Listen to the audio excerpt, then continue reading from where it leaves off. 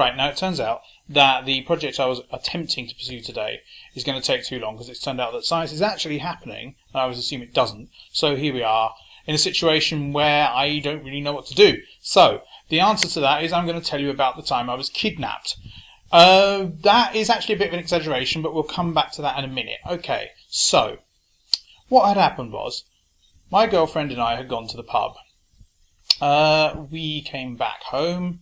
I went to bed with her, and then I was a bit drunk, and then after a while she threw me out of bed for farting, and so I had to go back home. Now, it was about 2:30 in the morning by then, so I went out, and I walked along the dangerous bits of the inner city area in which I lived, and as a result I was accosted by this bloke. Now, this bloke was obviously fairly desperate for money, so he wouldn't let me go. He threatened me with a knife. I mean, he said he had a knife. I didn't see it. Possibly I should have gone somewhere with that. And eventually we spent several hours together. He wouldn't let me go.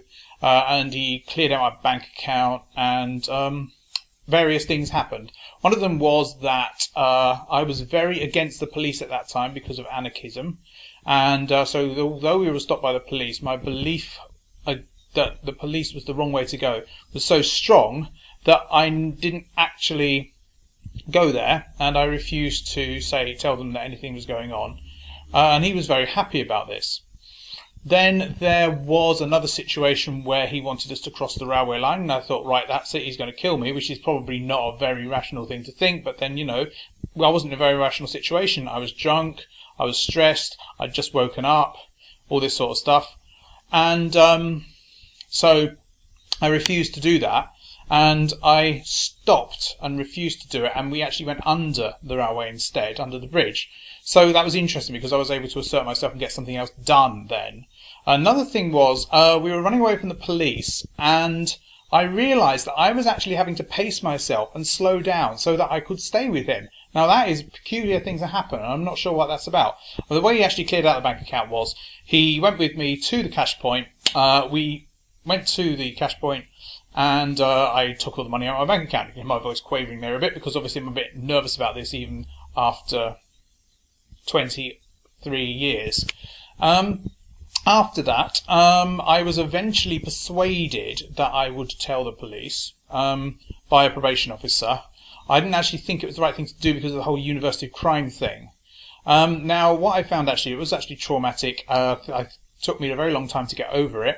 I actually found things got worse before they got better. I was completely out of it. For example, I didn't realise I'd drunk a cup of barley cup at the time. I took a stick to bed with me because I was expecting to be attacked. I was really hypervigilant and it was nasty. I had counselling about it. That went on for a few months. And it just seemed to be getting worse and worse. I mean, one thing that had happened was that he threatened to kill me if I told the police, and I had told the police. I also felt very bad towards him that I'd told the police because I felt like I'd ruined his life, because then he was going to go off to some prison somewhere and, have no prospects in the future. So all of that was rather negative. Now I can see the big science people coming now, so I'm going to have to wrap up now. So what am I going to say? I would call it abduction. There was a funny incident afterwards where I called it abduction, and people actually thought that I thought I'd been abducted by aliens, and obviously I hadn't. So there you go.